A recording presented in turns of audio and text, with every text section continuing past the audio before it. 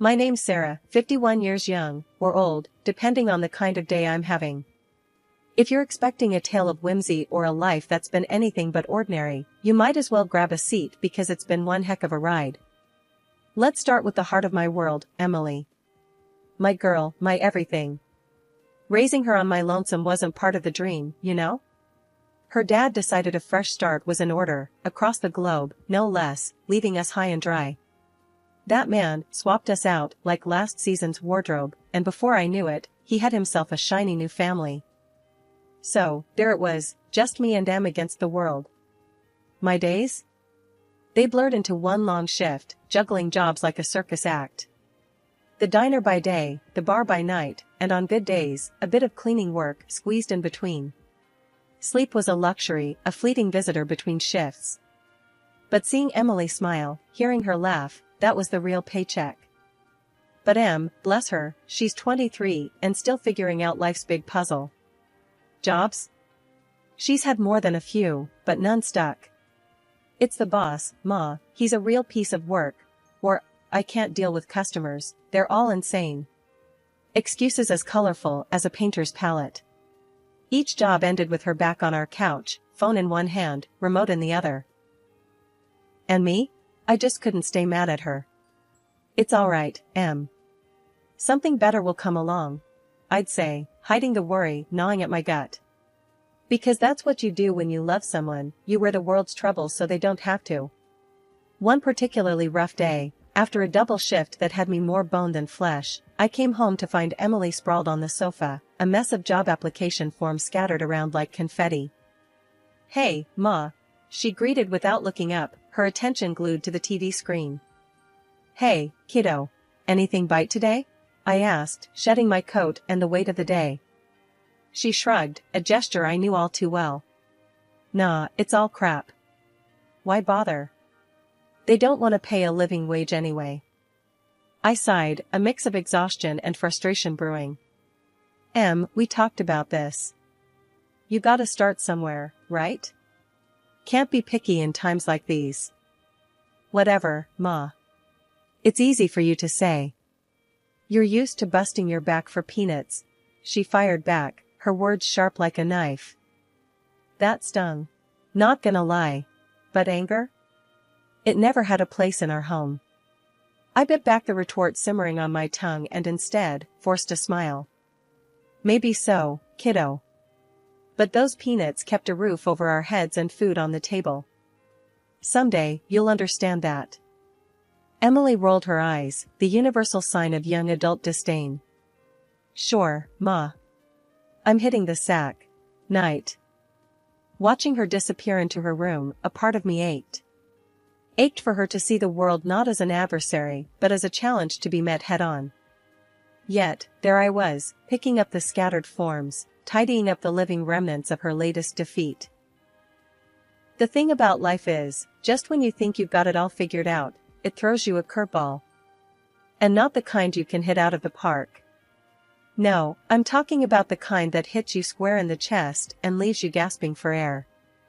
That's exactly what happened the day Emily decided to drop her little bombshell. It was a Tuesday, not that it matters, but I remember because Tuesdays were meatloaf nights. I was in the kitchen, elbows deep in ground beef, when Emily waltzed in, her face all lit up like a Christmas tree. Behind her trailed Alex, a guy I'd seen maybe once or twice before.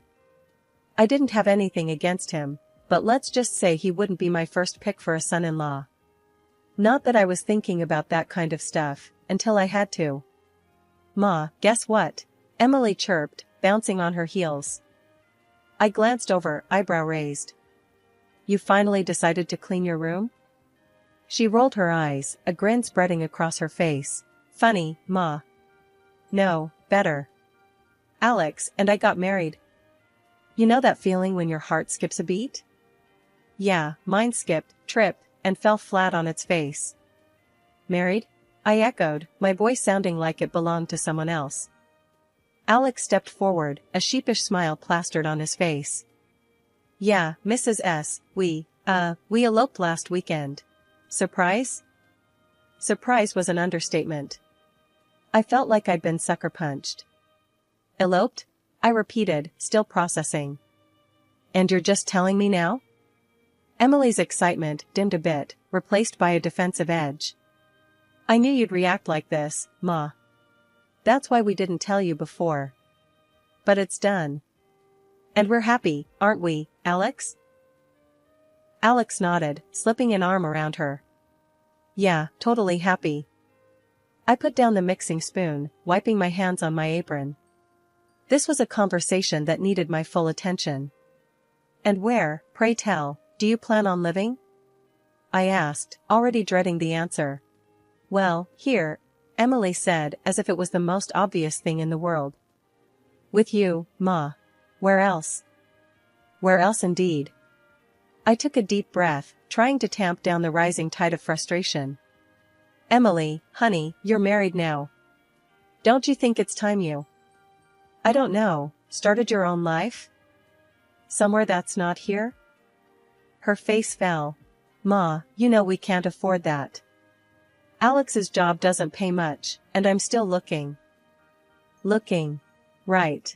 The eternal job hunter. I looked from her to Alex, who seemed content to let Emily do the talking. Something about the set of his jaw irked me, the way he seemed to assume this was all fine and dandy. Look. I started, trying to keep my voice even. I love you, Emily. You know I do. But this isn't what I wanted for you. For either of us. Emily's response was swift and sharp. What, Ma? You didn't want me to be happy? Is that it? No, of course not, I countered, feeling the conversation slip away from me. I thought you'd want more. That you'd strive for more. More what, Ma? More work? More nights alone? Thanks, but I'll pass on that. The conversation spiraled from there, each word more heated than the last. Alex tried to chime in, but he might as well have been a fly buzzing around a hurricane. This was between me and my daughter, and it was clear neither of us was going to budge. In the end, we called a truce, but the air remained thick with unsaid things. Alex moved in the next day, his belongings taking up space in a home that suddenly felt too small. I retreated into myself, wondering where I'd gone wrong, how my little girl had grown so far from the dreams I'd had for her. The day I found out about the cancer was the day my world flipped on its head. I'd been feeling off for a while, but cancer? That word felt like a freight train hitting me at full speed. The doctor was gentle about it, but the word still stung. It's treatable, he said. But you'll need to focus on your health, maybe even take some time off work. Work. My lifeline, the thing that kept us afloat all these years, and now I was being told to step back from it. I headed home, the weight of the diagnosis crushing me. The house was quiet when I got in, too quiet. Emily was in her room, probably lost in her phone, and Alex, well, Alex was Alex, doing whatever it was that he did. I needed them, needed their support, so I called them both to the living room. Guys, we need to talk, I started, my voice trembling despite my best efforts to sound strong. Emily looked up, her eyes wide. What's up, Ma? You look like hell. I sighed, not sure how to say the words. I've got cancer, I blurted out, the words feeling alien and heavy on my tongue. There was a moment of silence, and then Emily's face changed, but not in the way I'd hoped. Cancer? But, what does that mean, for, us? Her question caught me off guard. Well, it means I'll be going through treatment, and I had to quit my job to focus on getting better. The room went cold. Alex, who'd been silent until now, finally spoke up. Quit your job? How are we supposed to live, then? My job barely covers my stuff. I stared at them, disbelief washing over me. This was their concern? Not my health, not the battle I was about to face, but their comfort? Emily chimed in, her tone sharp. Yeah, Ma, how could you not think about us? What are we supposed to do now? The disappointment hit me like a second diagnosis. My own daughter, the girl I'd raised, sacrificed for, was more worried about her financial comfort than my fight for life. I thought you'd be worried about me, about what I'm going through, I said, my voice breaking. Well, of course, we're worried, Emily said, her voice softening just a touch. But we've got to be practical here. You can't just quit and expect everything to be okay. Alex nodded in agreement. Yeah, it's not just about you anymore. We've got to think about the future. The future. Their future apparently didn't include the possibility of me not being in it. I realized then what I'd done, or rather, what I hadn't done. I'd raised a daughter who saw me not as a person fighting for her life, but as a means to an end, a financial safety net. After weeks of harsh treatments, the hospital finally sent me home. I was a shell of my former self, hollowed out by radiation and chemotherapy, clinging to the hope that within the familiar walls of my home, I might find some solace, some shred of normalcy. But what greeted me was far from the support and care I had envisioned. The air at home had shifted, it was thick with tension, heavy with unspoken resentments. My daughter, Emily, and her husband, Alex, had taken to treating me more like an inconvenient guest than family. Their patience wore thin at the slightest provocation, their words sharp and cutting. One day, trying to make myself a cup of tea, my hands betrayed me, trembling from the weakness that had become my constant companion. The mug slipped, shattering on the floor, with a sound that seemed to echo my own fragility. The crash brought Emily storming into the kitchen. Seriously, Ma? Can't you do anything right? Look at this mess. Her words were like daggers, and I stood there, mute, the shards of the broken mug mirroring the pieces of my heart. I'm sorry, Em. I didn't mean to. My apology was cut short by Alex's voice, barely a whisper yet loud enough to carry his disdain. How tired you are, you sick old woman. Their words, sharp and unforgiving, were a far cry from the care I had hoped for, the love I thought we shared. Each day was a battle, not against the cancer that ravaged my body, but against the coldness that had taken root in my own home. I moved through the days and a days, my every action, every sound, seemingly an annoyance to them. Asking for help became an exercise in humiliation. Em, could you help me up? I'd ask, reaching out for support. The response was always the same, a huff of irritation, a reminder of her own priorities. And so there are plenty of things to do, and you too, she'd snap, leaving me to fend for myself. Night after night, I cried myself to sleep, the sound of my sobs a solitary lament in the silence of the house. I was a burden, a nuisance in my own home, my presence an unwelcome reminder of the fragility of life. Due to constant stress, my health deteriorated, and I was admitted to the room again. After weeks of silence and solitude in the hospital, the last person I expected to see was Emily. Her visits had become as rare as a cool breeze in a heat wave, and yet, there she was, standing at the foot of my hospital bed, looking every bit as uncomfortable as I felt surprised. Hey, Ma, she started, avoiding my gaze. How you feeling? The casualness of her question, as if she'd been by my side all along, stung. Been better, I replied, my voice raspy from disuse. What brings you here, Em? Finally decided to check on your old mother? She fidgeted, looking anywhere but at me.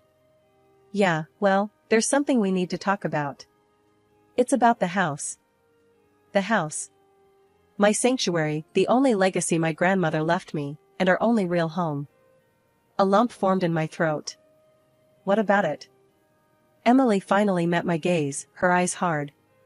Alex and we've been talking, and we think it's best if you know, transfer the house to us. Legally, I mean. I couldn't believe what I was hearing. Transfer the house? To you and Alex? Why on earth would I do that? She crossed her arms, her discomfort replaced by defiance.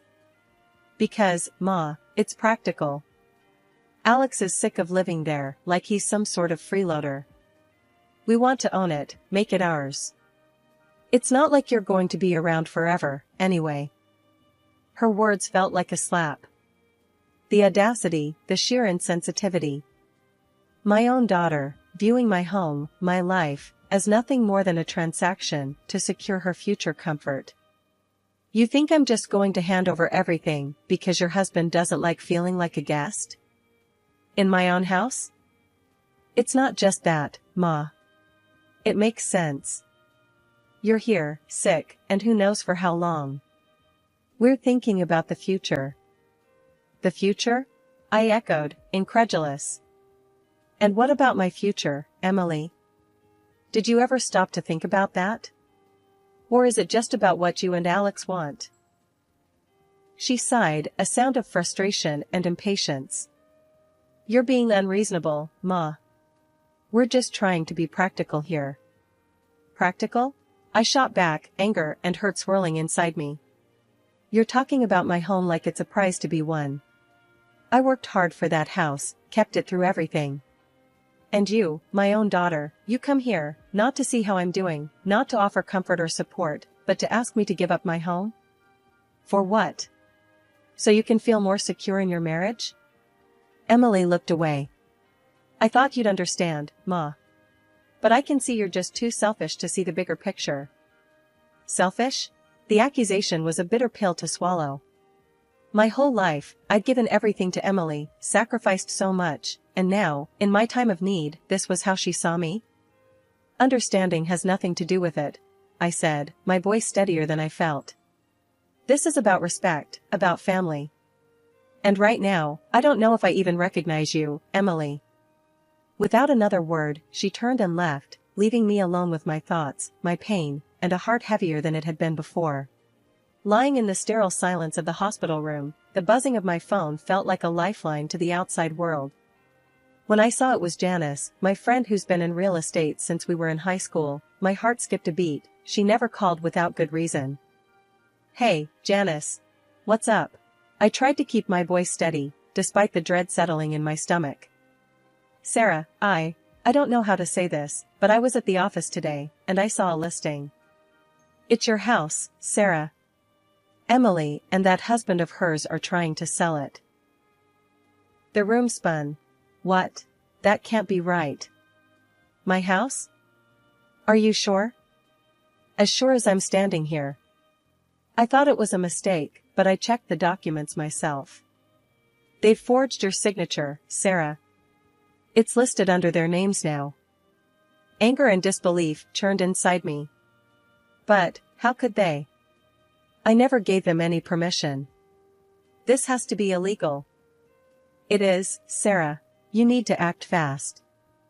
I knew she was right. My next call was to Mike, an old friend from college who ended up becoming a lawyer. Explaining the situation left me feeling exposed and vulnerable, but Mike's calm demeanor was a small comfort. Sarah, this is serious. We need to file for an injunction immediately to stop the sale. I'll need every piece of documentation you have on the house. We can argue forgery and undue influence, but we have to move quickly. Okay, Mike. I'll get you everything. I can't believe Emily would do this to me. To her own mother. It's unfortunate, but let's focus on protecting what's yours. I'll start the paperwork. Hang tight, Sarah. Hanging up, I was enveloped by a profound sense of betrayal. My own daughter, scheming behind my back to steal the only thing I had left from my grandmother. The thought was suffocating. Days passed in a blur of legal documents and phone calls. Mike was a godsend, navigating the legal maze with a precision that gave me hope.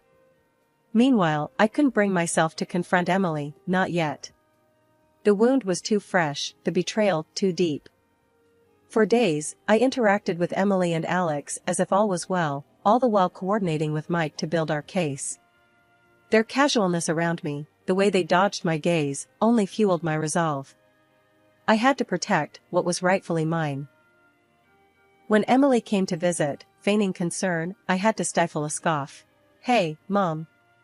Just checking in. How are you holding up?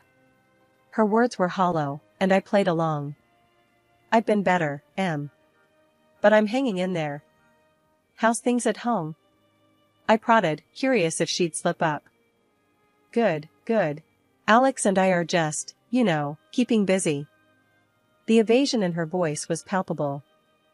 The conversation danced around the elephant in the room, both of us playing our parts in a twisted performance. After she left, I couldn't help but feel a pang of sorrow for the relationship we once had. But this betrayal? It was a line crossed, and there was no turning back. Mike called later with updates. "We're all set, Sarah. You ready for this?" "More than ever, Mike. Let's do it." As I lay in my hospital bed, staring at the sterile ceiling, I couldn't help but marvel at the situation. My own daughter, plotting against me, and here I was, about to turn the tables.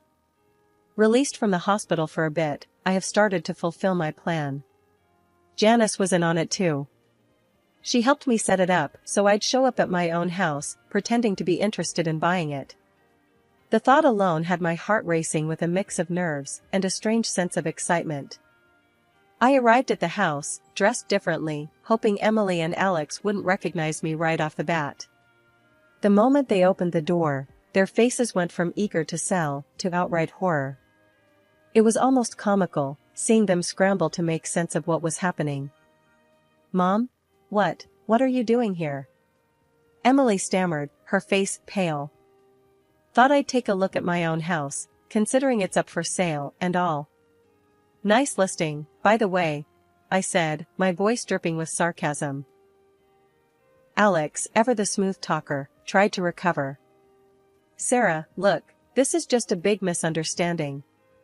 Let's talk about this." "Misunderstanding?" I scoffed.